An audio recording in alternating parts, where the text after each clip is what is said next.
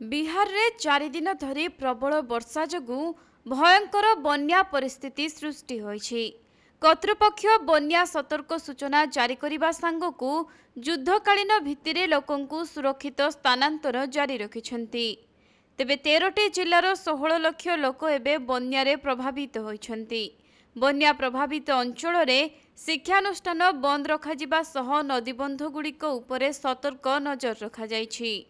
सेपटे संकट परिचालना पाई जरूरीकालीन नियंत्रण व्यवस्था मध्य आरंभ होइछि।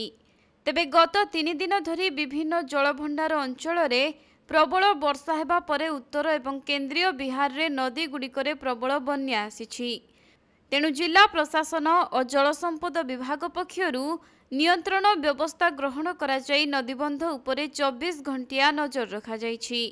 सेपटे प्रतिषेधकमूलक पदक्षेप स्वरूप कोसी ब्यारेज निकटरे जानवाहन चलाचल बंद रहिछि। आउ बन्यारे बुड़ी रहिथिबा अंचल गुड़िकरे एबे जनजीवन अस्तव्यस्त होई पड़िछि।